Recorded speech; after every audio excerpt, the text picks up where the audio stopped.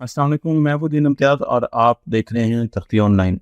Stress management के तीसरे session में मैं आपको खुशामदीद कहता हूँ। इस सेशन में हम डिस्कस करेंगे कि स्ट्रेस एक इंसान के जिस्म पर क्या क्या अफेक्ट डालता है। मैं आपको यहाँ पर बताना चाहता हूँ कि ये सेशन काफ़ी जलाली किस्म का होगा, क्योंकि हमें ये समझने की ज़रूरत है कि स्ट्रेस से इंसान को किस किस्म की बीमारियाँ हो सकती हैं और स्ट्रेस अमूमन इंसान ही इंसानों को देता है। लेकिन अब मैं आपको ये बताने जा रहा हूँ कि आपकी और मेरी बॉडी पर, मेरे जिस्म पर स्ट्रेस के क्या असरात होंगे। कुछ असरात थोड़ी देर के लिए होंगे और कुछ असरात बहुत लॉन्ग टर्म होंगे। इसलिए सबसे पहले ये बात कहनी बहुत ज़रूरी है कि हमारे मुल्क में एक सिस्टम चल रहा है, कमांड एंड कंट्रोल मैनेजमेंट। ये सिस्टम आहिस्ता आहिस्ता दुनिया में नापैद होता जा रहा है, ख़त्म होता जा रहा है। लेकिन हमारे मुल्क में अभी भी इस सिस्टम ने पंजे झाड़े। आप जहां पर भी देखें तो आपको नजर आएगा कि इंसान दूसरे इंसानों को ऐसे ट्रीट कर रहा है, ऑफिसेज में, यूनिवर्सिटीज में, कॉलेजेस में, अस्पतालों में, बाजारों में, जैसे उनकी कोई वक़्त ही नहीं है और उनके कुछ हकूक ही नहीं है। तो मैं क्योंकि इस वक्त एक सर्टिफिकेशन भी कर रहा हूँ और वो न्यूरो लीडरशिप पर है, और उस सर्टिफिकेशन को जो मैं आगे मजीद किताबें पढ़ता जा रहा हूँ तो मुझे इंतहाई अफसोस होता जा रहा है कि हम अपने दीन से बिल्कुल हटे और हमने एक ऐसा मैनेजमेंट सिस्टम इख्तियार किया जो कि सिर्फ और सिर्फ लोगों को बीमार कर रहा है। आप एक यूनिवर्सिटी में चले जाइए, चले पहले ऑफिस में चले, एक ऐसा काम आप अपने कोलीग को 4 बजे के करीब देंगे या 5 बजे के करीब देंगे जो उसे रुक कर कंप्लीट करना। उसके घर में उसके बच्चे इंतजार कर रहे हैं, उसकी फैमिली इंतजार कर रही है, उसकी जिंदगी इंतजार कर। लेकिन हमारी कोशिश ये होती है कि उस बंदे को रिवॉर्ड दिया जाए जो सबसे ज्यादा लेट ऑफिस से जाता है, जो सबसे कम छुट्टियां करता है, जो सिर्फ ऑफिस का होकर रह जाता है। लेकिन मॉडर्न एज में ऐसे लोगों को कहा जाता है कि ये लोग इम्बैलेंस पर्सनैलिटी रखते हैं, ये लोग बैलेंस्ड पर्सनैलिटी नहीं रखते हैं। और फ्यूचर के न्यूरो लीडर्स वो लोग होंगे जो उनके बैलेंस पर्सनैलिटी रखते, वो हर तरफ पूरे होंगे। वो फैमिली को भी टाइम देंगे, वो घर को भी टाइम देंगे, वो ऑफिस को भी देंगे, वो छुट्टियां भी करेंगे, वो सैर भी करेंगे, वो हर किस्म की एक्टिविटी करेंगे जो उनके दिमाग और उनकी बॉडी के लिए बहुत जरूरी है। मैं बहुत सी ऑर्गेनाइजेशन में काम कर चुका हूँ, इसलिए मुझे अंदाजा है कि बड़े शहरों की जो ऑर्गेनाइजेशंस होती हैं, जो स्टेट ओरिएंटेड ऑर्गेनाइजेशन होती है, इवन मल्टीनेशनल ऑर्गेनाइजेशन भी हमारे मुल्क में जो होती है, वहां पर स्ट्रेस एक बहुत बड़ा मसला है जिसे डिस्कस तक नहीं किया जाता। लोग घबराते हैं, लोग कहते ही नहीं है और कह ही नहीं सकते कि मुझे स्ट्रेस हो। लेकिन मैंने आपको ये बताया था कि कोई बंदा दुनिया का ये क्लेम नहीं कर सकता कि मुझे स्ट्रेस नहीं होता, क्योंकि रिसर्च ये कहती है कि जब आप बंद कमरों में आते हैं, आप बंद दीवारों में आती हैं, साइंटिफिक रिसर्च ये कहती है, तो आपके कॉर्टिसोल लेवल बढ़ जाते हैं, आप स्ट्रेस में चले जाते। तो कोई बंदा दुनिया का ये क्लेम नहीं कर सकता साइंस की रूह से कि उसे स्ट्रेस नहीं होता। और जब स्ट्रेस होता है, हम लोगों को कहते हैं कि घर का काम घर पे छोड़ के, बच्चा बीमार है तो घर का काम है आपका, हमें इससे क्या, आप अपने ऑफिस के काम सरंजाम दें। ऑफिस की एनवायरनमेंट में हम इस किस्म की पॉलिटिक्स करते हैं, इस किस्म की डिसऑनेस्टी करते हैं, मेरिट के खिलाफ काम करते हैं। जब इंसान ऑनेस्ट नहीं है, जब इंसान बाइस्ड है, हर बंदा बाइस्ड है, लेकिन जब इंसान एक हद से ज्यादा बढ़ जाता है तो वहां पर वो किसी न किसी को स्ट्रेस दे, और जब वो किसी न किसी को स्ट्रेस दे रहा है तो वो सिर्फ उस आदमी की सेहत को खराब नहीं कर रहा, जो कि मैं आज आपको बताने जा रहा, बल्कि वो उस आदमी के रवैयों को खराब कर रहा है, वो उस आदमी की जिंदगी को खराब कर रहा है, और वो अपनी आखिरत को भी तबाह कर रहा है, क्योंकि उससे सवाल होगा उसकी रैयत। मैं इसलिए इस बात पर इतनी संजीदगी से बात कर रहा हूं क्योंकि मैंने अपने 16-17 साल कैरियर में देखा है कि स्ट्रेस दिन ब दिन नई जनरेशन में और नए तकाजों में, दुनिया के नए तकाजों में बढ़ता जा रहा है। लेकिन हम स्ट्रेस का नाम लेने से घबराते हैं। हम समझते हैं कि अगर किसी ने कह दिया कि मैं स्ट्रेस में हूं तो वो अनफिट है जॉब के लिए, वो माशरे से हटके है, वो बेचारा खुद भी एक कॉम्प्लेक्स में चला जाता है कि मैं स्ट्रेस में हूं। लेकिन स्ट्रेस को हैंडल ना करने की वजह से लोगों के ब्लड प्रेशर जा रहे हैं, लोग बीमार हो रहे हैं, लोगों की डाइजेशन सिस्टम खराब हो रहे हैं, लोगों में तरह तरह की बीमारियां आ रही हैं। लेकिन हम इस चीज को वैल्यू नहीं करते। यूनिवर्सिटी में थे तो एक उस्ताद हमें कहते थे 42 लोगों में से 38 तो फेल है, 4-5 पास हो गए। मैं आज पेपर बड़ा टफ बनाता हूँ, भाई ये कहाँ की बात रही है।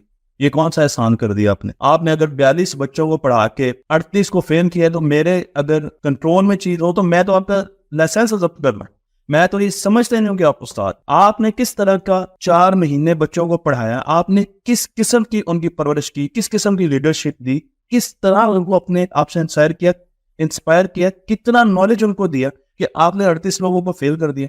मेरी क्लास में 38 बच्चे एक सब्जेक्ट में फेल हुए और वो ज़हनी मरीज बन गए। कुछ की यूनिवर्सिटियां छूट गई बेचारों, कुछ एक सेमेस्टर के पैसे इकट्ठे करके घरों से आए हुए थे और वो घर वालों से बताते नहीं थे, पार्ट टाइम जॉब्स कर रहे थे, कोई कहीं गिरा हुआ था, किसी ने ड्रग्स लेना शुरू कर दी, किसी ने 100 किस्म के मसाइल। और किस बात पर कि एक साहब ने ये सोचा हुआ कि मैंने तो नहीं इतने बच्चे फेल कर दे, या आपको कहा गया होगा कि सेमेस्टर पे पैसे होंगे तो आप फेल कर दें। कितना स्ट्रेस उन्होंने लिया, कितनी जिंदगी उन्होंने खराब की, कितना टैलेंट खराब किया, सिर्फ इस वजह से कि हम यूनिवर्सिटियों में समझते हैं कि वो उस्ताद ही नहीं तो फेल नहीं करता। मैं उसको उस्ताद ही नहीं समझता, मॉडर्न साइंस उसको उस्ताद नहीं समझती। अगर आप उस्ताद हैं और आपकी क्लास में बच्चे फेल हो रहे हैं तो यकीन जानिए कि सेल्फ रिफ्लेक्शन करें, अपने पढ़ाने के तरीकों पर गौर करें। अल्लाह ताला ने 80 बिलियन न्यूरॉन्स दिए हैं इस दिमाग में, 80 बिलियन न्यूरॉन्स। मिशाइल काकू कहते हैं कि दुनिया की सबसे कॉम्प्लेक्स मशीन हमारा दिमाग है। इतना बड़ा साइंसदान अगर ये कह रहा है कि दुनिया की सबसे कॉम्प्लेक्स मशीन हमारा दिमाग है, आप एक बच्चे को ऐसे फेल करते हैं कि यार इसको तो पता ही कुछ नहीं, तो ये आपसे सवाल होगा, याद रखिएगा, ये आपसे आखिरत में सवाल होगा कि मेरी बनाई हुई मशीन को तुमने इतने आराम से रद्द कर। तो यूनिवर्सिटीज में जो हम स्ट्रेस देते हैं, प्राइवेट यूनिवर्सिटी में, पब्लिक यूनिवर्सिटीज में, उससे बच्चों की जिंदगियां खराब होती हैं, बच्चे मुख्तलिफ किस्म की लतों में पड़े जाते हैं, एडिक्शन हो जाती है, घर में बीमारियां चली जाती हैं, कई बच्चे आगे पढ़ नहीं सकते। हम इसके बारे में सोचते ही नहीं है, हम बच्चों को बताते नहीं है कि यार स्ट्रेस मैनेजमेंट कैसे करनी है। हमारी यूनिवर्सिटी में कोई ऐसे कंसल्टेंट ही नहीं है, कोई साइकोलॉजिस्ट, साइकेट्रिस्ट ही नहीं है कि बच्चों को ये बताए कि आपने एग्जाम के प्रेशर को कैसे हैंडल करना है, आपने स्ट्रेस को कैसे हैंडल करना है। फिर इसी तरीके से हम कॉलेज में आ जाए, कॉलेज में बच्चों को एग्जाम बहुत ज़्यादा स्ट्रेस होता है, लेकिन हम उनको कोई भी मदद नहीं देते, अवेयरनेस नहीं देते कि ये स्ट्रेस कैसे खत्म करना है। एक दिन में 5 टीचर अपने टेस्ट रख देते हैं, आपस में नहीं कोऑर्डिनेट करते कि यार एक दिन में हम 2 कर देते हैं, फिर अगले दिन 2 कर देते हैं, फिर 1 करने के, आपस में नहीं कोऑर्डिनेशन कर, मिस कम्युनिकेशन की वजह से एक दिन में 5 टेस्ट रख देंगे। अब बच्चा सारी रात कॉफी पी पी के जाके पढ़ाई कर रहा है। यार ये किस किस्म की पढ़ाई है भाई? कॉफी से आपको पता है आपके दिमाग पर क्या असर पड़ता है? कॉफी आपको वक्ती तौर पर फोकस में ले आती है, लेकिन लॉन्ग टर्म इसके नुकसानात, ये आपके उस सिस्टम को बाईपास कर देती है जो कि नींद और थकावट की वजह से डोमिनेट करने की कोशिश करता है। 10 घंटे तक घोड़ों की तरह जागते रहते हैं और उसके बाद पेपर में जाके आपको, क्योंकि वसल खत्म हो जाता है तो आप गिर जाते हैं। तो हमें सबसे पहले, मैंने इसलिए इतना ज्यादा सख्ती से इस पर बात की है क्योंकि मेरा एम है कि 2024 में अगर अल्लाह ताला ने मुझे जिंदगी दी तो मैंने अपने मुल्क के जितने भी इंस्टीट्यूशन हैं उनको बताना है कि आपके माहौल ठीक नहीं है, आपके वर्किंग एनवायरनमेंट, आपके ऑर्गेनाइजेशनल कल्चर ठीक नहीं है। ये कल्चर आपने विरासत में तो लिया, ये आपने अपनी ईगो से तो लिया,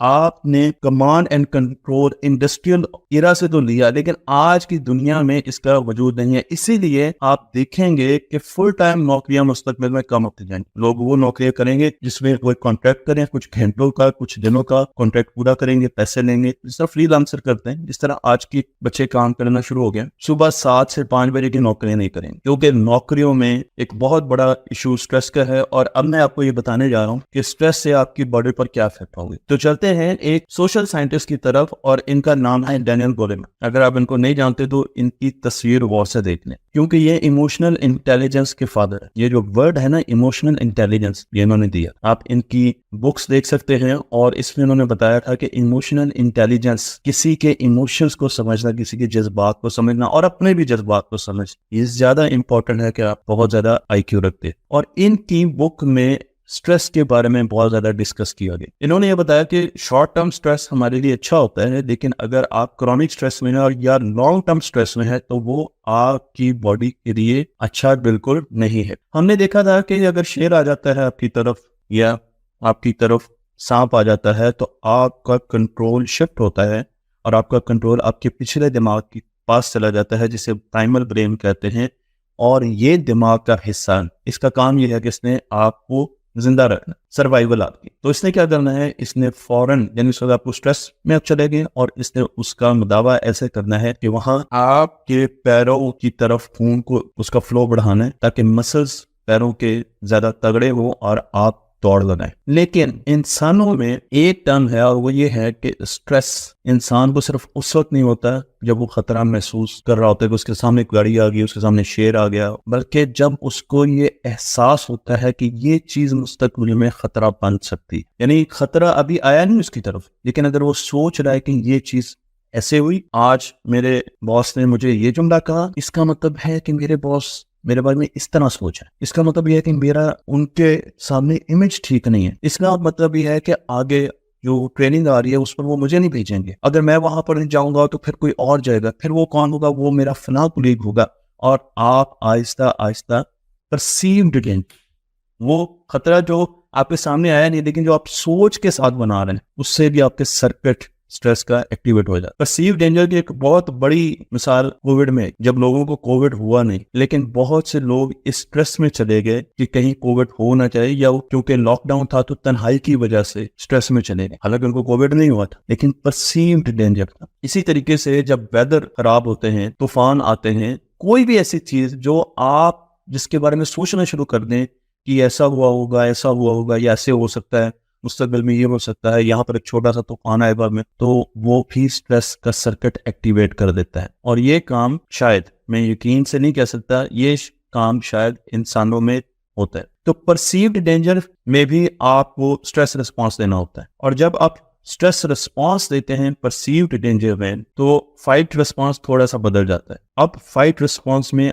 आप मद्दे मुकाबल को ओवर पावर करना चाहते हैं, उसका कंट्रोल लेना चाहते हैं। यानी आपने लफ्ज सुना होगा माइक्रो मैनेजमेंट करना चाहते हैं, आप उससे कंट्रोल लेना चाहते हैं, उसको मुख्तलिफ चीजों से जताना चाहते हैं कि मैं बॉस हूं, मैं पावरफुल हूं, या दोस्त है तो उसको मुख्तलिफ तरीकों से आप जताना चाहते हैं। तो फाइट रिस्पॉन्स इसमें इंसान का बदल जाता है ओवर पावरिंग अदर्स, और उसके साथ हम कंट्रोल अपने पास लेकर, और दूसरों का कंट्रोल, अपना कंट्रोल तो अपने पास ही होना चाहिए लेकिन दूसरों का कंट्रोल अपने पास लेकर दूसरों को कंट्रोल लेस करते हैं, उनकी बुक्कत नहीं रखते, उनको एहसास होता है कि मैंने तो कुछ करना नहीं, जो डिसीजन करना है वो तो इन्होंने करना। फिर इसी तरीके से फ्लाइट रिस्पॉन्स आता है। फ्लाइट रिस्पॉन्स में हमारे पास ऐसे लोग होते हैं जो कहेंगे पहले तुम मारो, वो कहेगा पहले तुम मारो, दोनों कहते रहेंगे लेकिन मारेगा कोई नहीं, दोनों अंदर से डरे हुए। तो ऐसे लोग जो फ्लाइट रिस्पॉन्स में चले जाते हैं, जब कोई फेयर आता है, लड़ाई से इज्तनाब करते हैं, लड़ने से इज्तनाब करते हैं या वहां से राह फरार इख्तियार कर लेते हैं।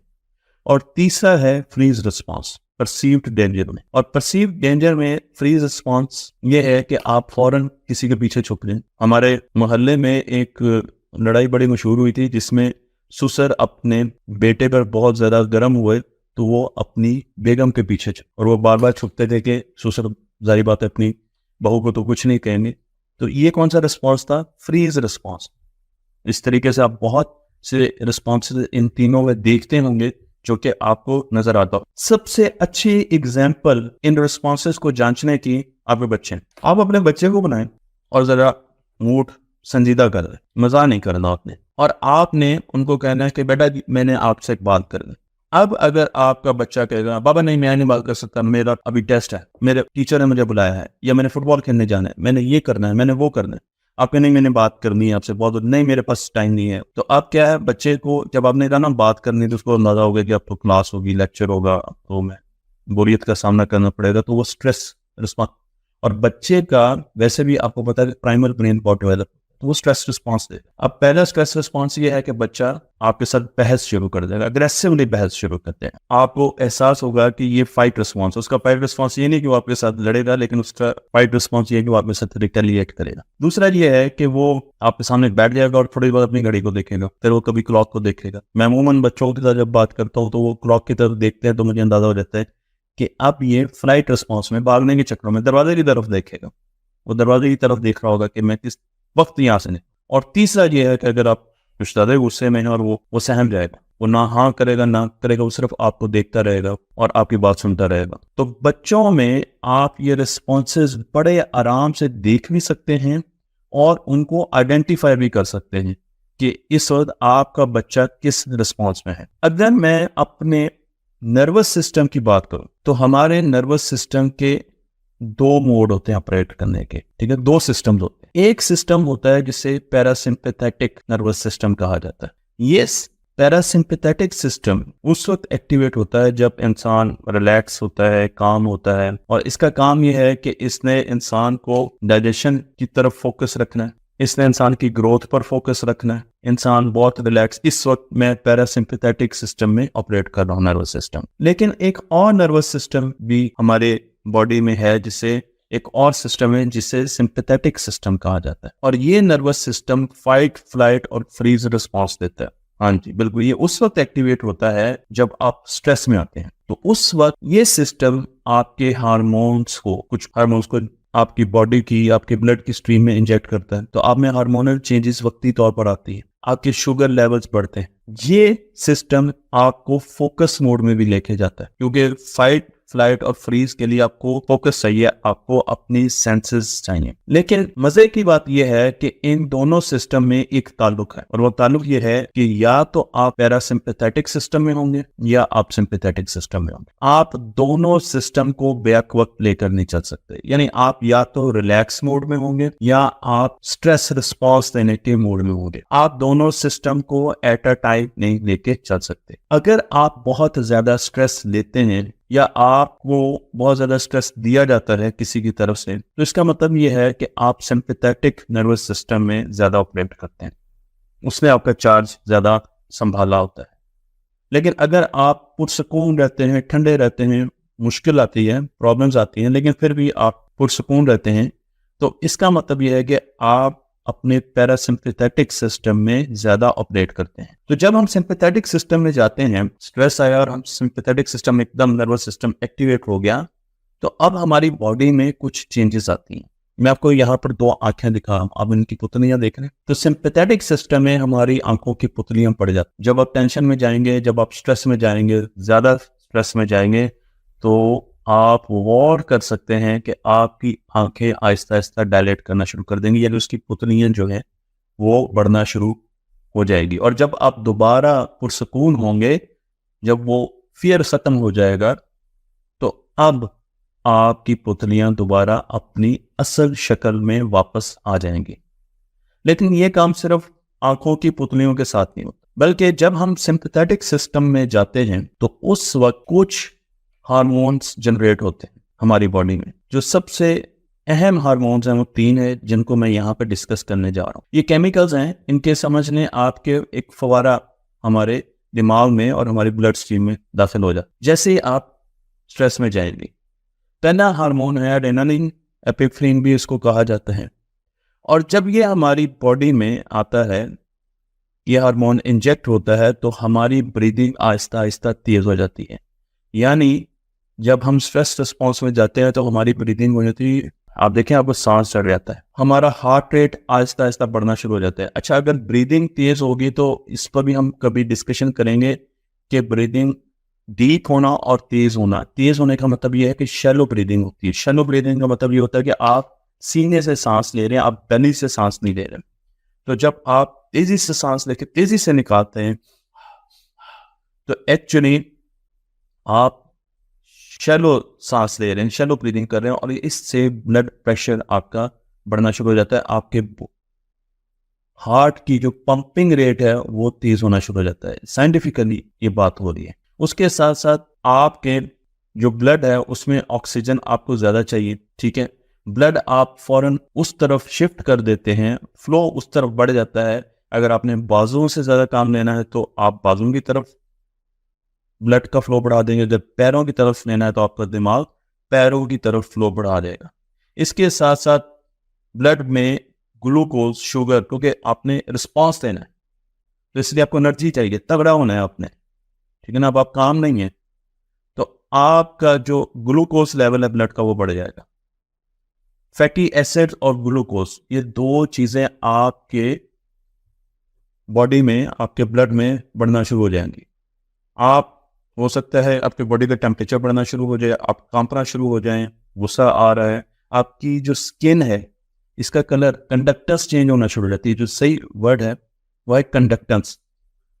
तो दूसरा जो हार्मोन प्रोड्यूस होता है उसे नोरा एपिफ्रीन कहा जाता है। मैं आपको यहाँ पर दिखा रहा हूँ, ये भी एपिफ्रीन से मिलता जुलता केमिकल है, लेकिन इसके कुछ फायदे भी हैं। इसका फायदा यह है कि ये मेमोरी को बूस्ट करता है। जी हाँ, स्ट्रेस में आप जा रहे हैं लेकिन आपकी मेमोरी बढ़ रही है, याददाश्त अच्छी हो रही है, लेकिन कंडीशन है। अभी मैं आपको कंडीशन बताता हूँ कि किस कंडीशन में आपकी मेमोरी बढ़।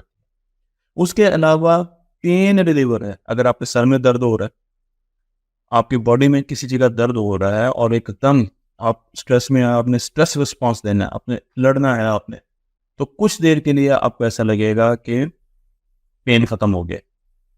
क्रिएटिव थिंकिंग को भी ये बढ़ाता है और उसके साथ साथ आपका मूड भी अच्छा करता है। तो इसके फायदे भी हैं, लेकिन ये फायदे कब हैं, किस कंडीशन में हैं, उस कंडीशन के बारे में मैं आपको अगली स्लाइड में बताऊंगा। तो स्ट्रेस के कुछ फायदे भी हैं। यहाँ पर यह भी बता दूं कि ये चीज़ें आपको अच्छी लग रही हैं और आप समझ रहे हैं कि अच्छा यार इसके तो ज़बरदस्त किस्म के फायदे भी हैं, लेकिन एपिफ्रीन और नोरा एपिफ्रीन ये जब आते हैं आपकी बॉडी को टेक ओवर करते हैं, तो इसका मतलब यह है कि आप एक टर्बो मोड में चले गए। आप एक टर्बो मोड में, टर्बो गियर होता है ना, बिल्कुल इसी तरीके से आप टर्बो मोड में चले गए और आप हाई इंटेंसिटी वर्क ले रहे हैं अपनी बॉडी से। कुछ देर के लिए अगर आप टर्बो मोड में जाते हैं तो बहुत अच्छी बात है। अगर थोड़ी देर के लिए आप स्ट्रेस में रहते हैं तो बहुत अच्छी बात है, आपकी बॉडी में कुछ पॉजिटिव चेंजेस आएंगी।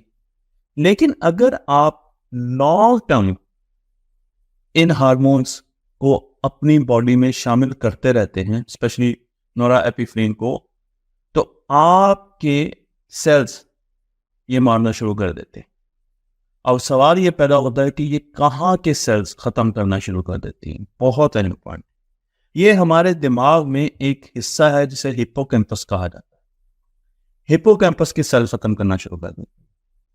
हिप्पोकैम्पस दो ऐसे छोटे छोटे, वैसे तो हिप्पोकैम्पस दरियाई घोड़ों से मुमासलत रखते हैं, स्ट्रक्चर्स हैं जो कि लॉन्ग टर्म मेमोरी बनाने में और मेमोरी कंसोलिडेशन में, यानी जब हम रात को सोते हैं तो जो हमारी मेमोरीज बन रही होती है उसमें हिप्पोकैम्पस का बहुत बड़ा हाथ होता है लॉन्ग टर्म मेमोरी बनाने में। अगर आपके हिप्पोकैम्पस के सेल खत्म होना शुरू हो जाएं इन हार्मोन्स की वजह से, इनके एक्सेसिव प्रोडक्शन की वजह से, तो इसका मतलब यह है कि आपकी मेमोरी आहिस्ता आहिस्ता, आपकी याददाश्त आहिस्ता आहिस्ता खराब होना शुरू हो जाएगी, सफ़र करेगी। अब ये एक बहुत अहम बात है। और उसके साथ साथ मैं आपको बताऊं कि जब नींद आप काम लेते हैं तो उसका भी इफेक्ट हिप्पोकैम्पस पर बहुत गहरा होता है और वो भी मेमोरी को भी हिट, बस बहुत अहम स्ट्रक्चर है। इसलिए चलें अब हम समझते हैं कि हमें एक एक्सटर्नल थ्रेट है, एक धमकी है, एक बाहर से मुझे लगा कि ये थ्रेट है, सर्वाइवल के लिए थ्रेट है, तो मेरे दिमाग ने फौरन कंट्रोल अपना पिछले दिमाग को दे दिया। मैं प्राइमल ब्रेन में चला गया, प्राइमल ब्रेन में मैंने ऑपरेट करना है। प्राइमल ब्रेन ने कहा कि जो लो प्रायोरिटी जॉब्स है ना इस वक्त, उनको बंद करो यार, उनको बंद करो। और इस वक्त मैंने जिंदा रहना है तो मुझे हाई प्रायोरिटी जॉब्स, उनके लिए ब्लड चाहिए, उनके लिए ऑक्सीजन चाहिए, उनके लिए एनर्जी चाहिए। तो आप अंदाजा लगाइए कि वो लो प्रायोरिटी जॉब्स क्या होंगी बॉडी की, वो होंगी आपकी ग्रोथ। जी हाँ, प्राइमल ब्रेन ये कहेगा कि ग्रोथ की फिलहाल कोई ज़रूरत नहीं है, सेल लेवल पर आपकी ग्रोथ की कोई ज़रूरत नहीं। आपका रिप्रोडक्शन सिस्टम, प्राइमल ब्रेन कहता है कि जब तक मैं एक्सटर्नल थ्रेट से उस पर काबू नहीं पा लेता, रिप्रोडक्शन सिस्टम को लो प्रायोरिटी रखो, ग्रोथ को लो प्रायोरिटी रखो। और आपका इम्यून सिस्टम को एनर्जी देने की कोई ज़रूरत नहीं है यार। जब तक बाहर एक थ्रेट मौजूद है मेरे सामने, वो थ्रेट काम भी हो सकता है, वो ऑफिस का एटमॉस्फेयर भी हो सकता है, वो कोई फिजिकल थ्रेट भी हो सकता है, वो जंगल में किसी जानवर का सामना भी हो सकता है, वो कोई एग्जाम भी हो सकता है जिसमें फेल होने का डर हो। तो आपका इम्यून सिस्टम अगर लो प्रायोरिटी चला गया तो इसका मतलब ये है कि अब तो आप दावतें आम दे रहे हैं मुख्तलिफ किस्म की बीमारियों को कि मेरे ऊपर आके अटैक करो। तो स्ट्रेस में आप पर बीमारियां अटैक कर सकती हैं क्योंकि आपकी जो डिफेंस शील्ड है वो बहुत कमज़ोर हो चुकी है। और अगर आप लगातार स्ट्रेस में रह रहे हैं, लगातार आपकी ग्रोथ कॉम्प्रोमाइज्ड है, आप ग्रो नहीं कर रहे, लगातार आपका रिप्रोडक्शन सिस्टम लो प्रायोरिटी पर है, उसकी कोई अहमियत नहीं है आपकी बॉडी में, आपके इम्यून सिस्टम की कोई अहमियत नहीं है, तो अब आप अंदाज़ा लगा लें कि कितना ज़्यादा ख़तरनाक है आपके लिए, आपकी बॉडी के लिए, कि ये सिस्टम्स क्रॉनिकल स्ट्रेस में भी डाउन जाते हैं, और अगर ज़्यादा अरसा आप स्ट्रेस में रहें तो उस वक्त भी ये सिस्टम, इनको वो लो प्रायोरिटी कहता है। हाई प्रायोरिटी मैंने आपको बता दिया कि वो जिन चीज़ों को कहता है। तो ये एक वीडियो है, इस वीडियो को जाकर आप देख सकते हैं। इस वीडियो को मैं यहाँ पर नहीं लगा सकता, BBC की वीडियो है, मैनेजिंग स्ट्रेस ब्रेन स्मार्ट। तो इस वीडियो को जाकर देखें और आपको यही वो चीज़ें जो मैंने बताई हैं, इसकी बहुत छोटी सी आपको समरी मिल जाएगी। जो तीसरा हार्मोन प्रोड्यूस होता है, जो कि बहुत ही ज़्यादा इम्पॉर्टेंट हार्मोन है, मैंने इसको ड्रैकुला की शक्ल से दिखाया है, इसे कॉर्टिसोल कहते हैं। कॉर्टिसोल हार्मोन, याद रखिए ये सारे हार्मोन खतरनाक नहीं है, इनके फायदे भी हैं। अगर ये हार्मोन ना हो तो आप स्ट्रेस रिस्पॉन्स नहीं दे सकते। इसका मतलब यह है कि आप, स्ट्रेस रिस्पॉन्स का मतलब है फोकस करना। जब एग्जाम का प्रेशर आता है, फोकस करते हैं, तो ये भी एक स्ट्रेस रिस्पॉन्स है। बचना चीज़ों से, सरवाइव करना, तो आप फोकस नहीं बढ़ा सकते, आप चीज़ों से, फियर से बच नहीं सकते, आप चैलेंजेस से बच नहीं सकते। तो ये ज़रूरी है आपकी बॉडी के लिए। लेकिन अगर आप एक्सेसिव स्ट्रेस में जाते हैं, क्रॉनिक स्ट्रेस में जाते हैं, या देर पार स्ट्रेस में जाते हैं, तो वहां पर ये बहुत खतरनाक साबित हो सकते हैं। तो जो कॉर्टिसोल है, अगर तो ये 30 मिनट से कम आप कॉर्टिसोल की प्रोडक्शन करवा रहे हैं, यानी आप कम स्ट्रेस में हैं, 30 मिनट के लिए एक स्ट्रेस आया और वो आके चला गया, तो फिर तो इतना मसला नहीं है, कॉर्टिसोल प्रोड्यूस होगा। और कॉर्टिसोल के जो लेवल्स हैं ब्लड में, वो भी मॉनिटर किए जा सकते हैं। आप इसके टेस्ट भी करवा सकते हैं, मेडिकल टेस्ट भी करवा सकते हैं, और डॉक्टर से रिव्यू कर सकते हैं। वो आपको बता सकता है कि आपके कॉर्टिसोल लेवल हाई हैं या नॉर्मल है। तो उससे आपको अंदाजा भी हो सकता है कि क्या मैं स्ट्रेस में रहता हूँ या मैं स्ट्रेस में नहीं हूँ। लेकिन अगर कॉर्टिसोल लेवल ज़्यादा देर तक हाई रहते हैं, या सपोज आप स्ट्रेस में चले गए और कॉर्टिसोल ज़्यादा प्रोड्यूस हुआ, तो अब आपका इम्यून सिस्टम इसको ये सप्रेस कर देगा, जो मैंने पहले बताया। कॉर्टिसोल सीधा जाके आपके हिप्पोकैम्पस को डैमेज करना शुरू कर देता है, उसके सेल्स को मारना शुरू कर देता है। अब ये बहुत खतरनाक चीज़ है, क्योंकि आपकी मेमोरी के लिए भी मसले मसाइल शुरू हो जाएंगे, क्योंकि ये ब्लड की और ग्लूकोज की जो स्ट्रीम्स हैं उनको रीडायरेक्ट करता है। लेकिन उसके साथ साथ एक टर्मिनोलॉजी है ऑक्सीडेटिव स्ट्रेस, और इसमें कॉर्टिसोल आपका जो प्रोग्राम है ना, आपकी बॉडी में 30 ट्रिलियन से ज़्यादा सेल, हर सेल में एक न्यूक्लियस है, एक डब्बा है, उस डब्बे में 23 क्रोमोसोम्स हैं। उस डब्बे में 23 क्रोमोसोम है इंसान में। अगर क्रोमोसोम एक भी ऊपर नीचे हो जाता है तो बीमारी हो जाती है, डिसऑर्डर हो जाता है। बच्चों में डिसऑर्डर होता है क्रोमोसोम के नंबर्स अगर ठीक ना हो। और इन क्रोमोसोम के जो एंडिंग पॉइंट्स है ना, इनको टेलोमीर कहते हैं, जो मैंने यहाँ पर येलो कलर से आपको दिखाया। अगर आप इस क्रोमोसोम में या आगे DNA में या जीन्स में कोई भी चेंज करेंगे, तो उसका मतलब यह है कि आप अपना प्रोग्राम बदल रहे हैं। प्रोग्राम बदल रहे हैं, आपको नई किस्म की बीमारियां हो सकती हैं, या आपकी बॉडी में चेंजेस आ सकती हैं। ऑक्सीडेटिव स्ट्रेस या क्रॉनिक स्ट्रेस का एक इफेक्ट आप पर यह हो सकता है कि आपके टेलोमेर छोटे होना शुरू हो जाए। टेलोमेर उस वक्त भी छोटे होते हैं जब सेल रिप्रोड्यूस करते हैं, सेल डिवाइड करते हैं, उस वक्त भी टेलोमेर छोटे होते हैं। तो इससे क्या होता है, जब टेलोमेर छोटे होते हैं तो आपका सेल, इसकी सेलुलर एजिंग जो है ना, वो बढ़ना शुरू हो जाती है, सेल एज करना शुरू हो जाता है, आप बूढ़े होना शुरू हो जाते हैं। तो अगर आप स्ट्रेस में रहेंगे तो आप जल्दी ही बूढ़े होना शुरू हो जाएंगे। सेलुलर लेवल पर जाकर ये बात होगी। तो बॉडी में वैसे भी ये चीज़ नजर आएगी। इसी तरीके से अगर आप ज़्यादा स्ट्रेस में रहेंगे तो म्यूटेशंस की वजह से और इनके छोटे होने की वजह से आपको कैंसर जैसी बीमारियां हो सकती हैं। कैंसर जैसी बीमारियां स्ट्रेस से हो सकती हैं अगर हम ज़्यादा देर स्ट्रेस में रहते हैं। मैं आपको यहाँ पर एक रिसर्च पेपर दिखा रहा हूँ, रिसर्च पेपर में बताया गया है कि कॉर्टिसोल लेवल्स अगर आपके बढ़ते हैं तो आपको डिमेंशिया होने का और अल्जाइमर की बीमारी लगने के बहुत ज़्यादा चांसेस है, रिस्क बढ़ जाते हैं। और अल्जाइमर की बीमारी 30 साल पहले शुरू हो जाती है जब वो पहली मरतबा डिटेक्ट होती है। तो अगर अल्जाइमर की बीमारी 70 साल में जाकर डिटेक्ट हुई तो हो सकता है कि वो बीमारी 40 साल 41वें साल शुरू हो चुकी हो, लेकिन आपको पता ही ना हो और वो जाकर 70 साल की उम्र में डिटेक्ट हो। तो इसलिए जो मेमोरी रिलेटेड और दिमाग रिलेटेड बीमारियां हैं वो स्ट्रेस की वजह से और वो कॉर्टिसोल के हाई होने की वजह से उनके चांसेस बढ़ जाते हैं। मैं आपको यहाँ पर दिमाग की तस्वीर दिखा रहा हूँ, तो आप देखें नॉर्मल दिमाग और फिर आप देखें अल्जाइमर, जिसको अल्जाइमर की डिजीज हुई है उसका दिमाग। तो आपको नजर आएगा कि टेक्निकल वर्ड में जो मैटर है, वाइट मैटर, वो काफी ज्यादा डिसरप्ट हुआ है।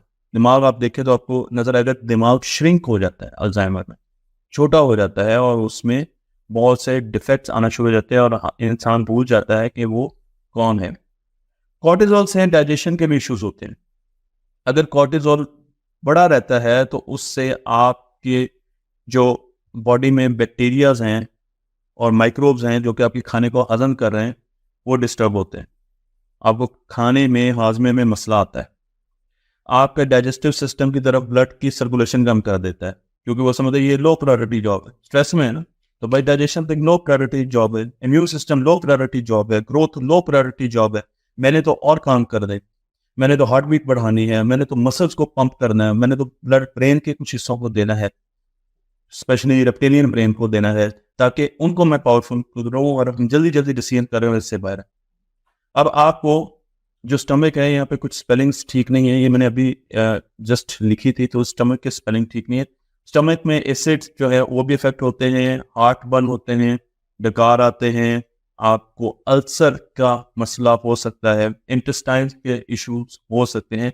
तो डाइजेशन, जब भी आप स्ट्रेस में जाते हैं अमूमन लोगों को डाइजेशन का इशू रहता है। लेकिन इसके साथ साथ हम स्ट्रेस को खत्म भी कर सकते हैं। मैं अपनी टॉक के आखिरी हिस्से में आपको एक कॉन्सेप्ट की तरफ लेकर चलता हूं और वो लेकर चलता हूं लिमिटिंग बिलीफ।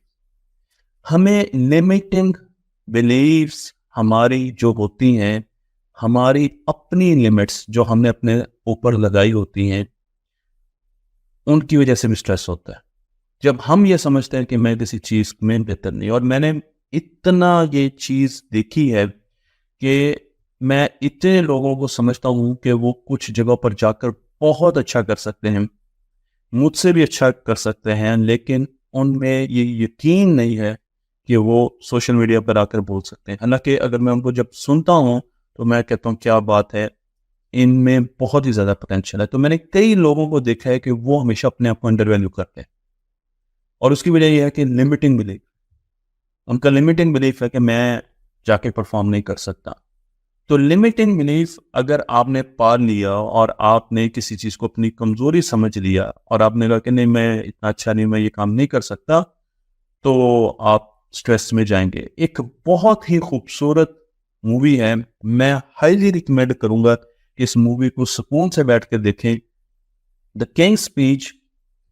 इसके बारे में मैं बता दूं कि ये इंग्लैंड के किंग के बारे में है, रिचर्ड IV के बारे में है आई गेस, जो कि जब किंग बना तो उस वक्त इंग्लैंड वर्ल्ड वॉर 2 में चला गया।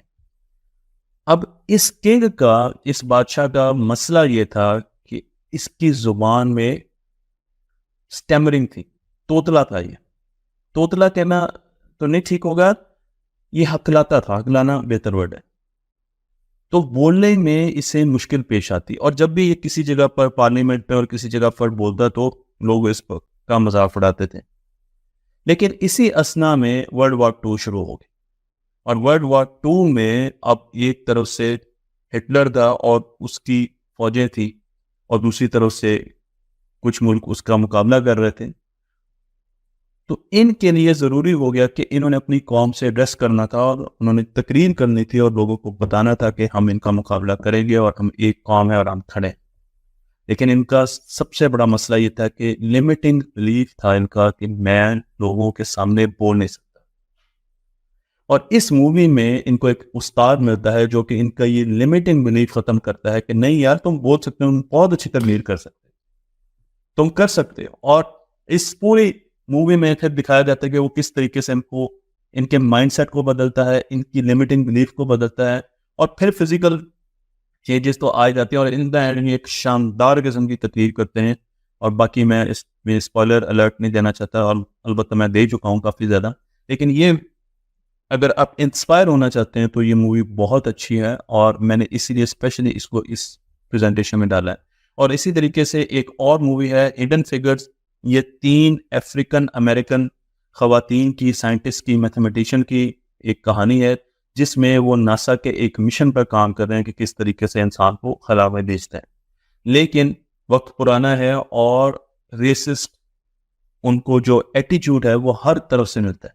उनके वॉशरूम्स अलग कर दिए जाते हैं, गोरे उनको बहुत बुरे तरीके से ट्रीट करते हैं, और लोगों का ये लिमिटिंग बिलीफ है कि ये हमारे साथ काम नहीं कर सकते। इनको बहुत ज़्यादा मसले मसाइल होते हैं, लेकिन इन द एंड ये ऐसे ऐसे प्रॉब्लम सॉल्व करती हैं, और वो आप जाकर मूवी में भी देख सकते हैं।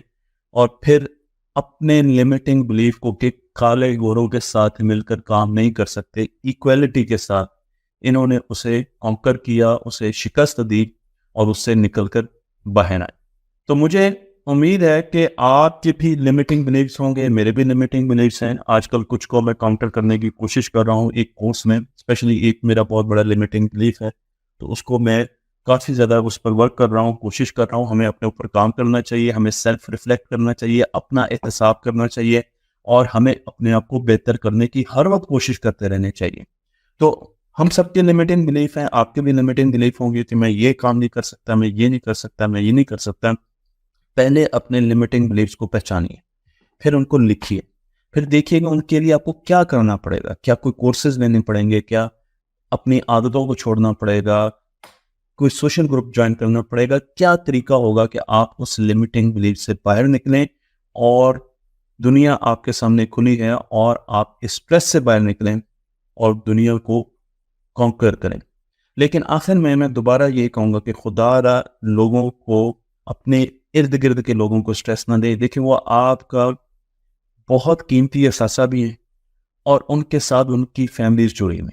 जब आप अपने सर्कल में 5 लोगों को परफॉर्म ना करने पर स्ट्रेस देते हैं, और उनको ट्रेन नहीं करते अच्छे तरीके से, मुस्कुरा कर, अच्छे तरीके से बताकर, कोचिंग कर कर, ट्रेन करके उनको ऊपर लाने के बजाय स्ट्रेस से उनको ऊपर लाने की कोशिश करते हैं, स्ट्रेस ड्राइव रखते हैं आप, तो आप सिर्फ उन 5 लोगों के जिंदगियों के साथ नहीं खेल, बल्कि आप उनसे जुड़ी हुई जितना भी उनका कुंबा है, उनकी जिंदगियों के साथ भी खेल। तो 5 का मतलब ये है कि 30 लोग तो आराम से हैं, जिनका जवाब आपको आखिरत में देना पड़ेगा। अगर एक आदमी आपकी झाड़ सुन के घर जाके अपने बच्चों के साथ नहीं खेल पाता, दुख की वजह से, सदमे की वजह से, परेशानी की वजह से, आपके एटीट्यूड की वजह से, तो जवाब देना होगा। इसलिए मैं इस कल्चर को बदलना चाहता हूँ। ये जो कल्चर हमारे अंदर सरायत कर गया है कि दबा के रखो, ये जो कल्चर हमारे साथ है कि मुस्कुराना नहीं है, स्वीपर के साथ हाथ नहीं मिलाना, उसके साथ कोई मजाक नहीं करना, ये जो कल्चर हमारे अंदर आ गया है, जो कि दीन से भी बहुत दूर है, और उसके साथ साथ ये 1980 का कल्चर है। अब ये कल्चर खत्म हो जाना चाहिए। अच्छे पुरसकून ऑफिसेज होने चाहिए, यूनिवर्सिटीज होने चाहिए, लोगों को ट्रेंड करें, उनको ऊपर लेके आए। क्या फायदा यार आपका उस्ताद होने का अगर आप 40 में से 30 बच्चों को फेल कर देते हैं? क्या फायदा? होना तो ये चाहिए कि जो एक बच्चा भी फेल होना 40 में से, तो आपको रात को नींद नहीं आनी चाहिए, कमी तो नहीं रहेगी मेरे अंदर। तो हज़रत उमर रज़ी अल्लाह ताला पूछते थे कि एक सहाबी से जाकर पूछो जिनको हुज़ूर सल्लल्लाहु अलैहि वसल्लम ने मुनाफिकों के बारे में बताया था कि उनमें कि मेरा नाम तो नहीं। तो हम तो ऐसे लोगों को उनकी तरफ देखते हैं, और आज हम क्या कर रहे हैं, हम फिरौन बने बैठे हैं मुख्तलिफ जगहों पर। ये वर्ड्स, ये चीज़ें मैं अपने एक्सपीरियंस से कह रहा हूँ। हम इतने बड़े फिरौन बन जाते हैं कि हमें एहसास ही नहीं होता कि हम दूसरों के साथ खेलते हैं। हम समझ रहे हैं बिल्कुल ठीक है, ऐसे दबा के रखना। तो सेल्फ रिफ्लेक्ट करें, मुस्कुराहटें लाएं लोगों की जिंदगियों में, उनकी जिंदगियों में खूबसूरती लाएं, क्वालिटी टाइम दें उनको। आप यकीन करें, लोगों की जिंदगियों को आप खूबसूरती से भरें, उनको फैमिली के साथ टाइम दें, उनको स्पिरिचुअल लाइफ गुजारने दें, उनको छुट्टियां करने दें, उनको घूमने दें, वो बहुत अच्छे वर्कर होंगे। साइंस ये कहती है कि वो बहुत अच्छे वर्कर होंगे और आपके साथ देर तक चलेंगे। लेकिन अगर आप लोगों को इसी तरीके से सफोकेट करके, उनका सांस दबाकर उनको अपने साथ काम करवाएंगे, सुबह उनको 9 बजे बुला के रात को 8-9 बजे तक उनको अपने साथ रखेंगे और उनको कहेंगे कोई बोनस नहीं, काम करो, मेहनत करो, तुम्हारी तो अप्रेंटिसशिप है, तुमने तो अभी बहुत करना है, फैमिली को छोड़ो, घर वालों को छोड़ो, माँ बाप को छोड़ो, बच्चों को छोड़ो, तुम सिर्फ इधर के लिए हो, तो वो आपके लिए वक्ती तौर पर काम करेंगे। लेकिन वो ज़्यादा टाइम ना तो आपके साथ गुजार सकेंगे। अगर उनको कहीं नौकरी ना मिली तो उनको ऊपर का राह तो ज़रूरी मिल जाएगा और उसकी वजह आप होंगे। तो ये स्लो पॉइजनिंग है जो लोग करते हैं दूसरों के लिए। मैं सख्त अल्फाज इस्तेमाल कर रहा हूँ क्योंकि मैं इस चीज़ के शदीद खिलाफ हूँ, साइंस इस चीज़ के शदीद खिलाफ है और इस कल्चर को हमें चेंज करना है। पाकिस्तान में स्ट्रेस फ्री एनवायरनमेंट लाना है। ऑलरेडी हमारे मुल्क में बहुत ज़्यादा स्ट्रेस है। अगर इंसान को स्ट्रेस देना शुरू कर देंगे तो लोग कहाँ जाएंगे यार। तख्तियाँ ऑनलाइन को लाइक कीजिए, शेयर कीजिए और इस इल्म को दूसरों तक पहुँचा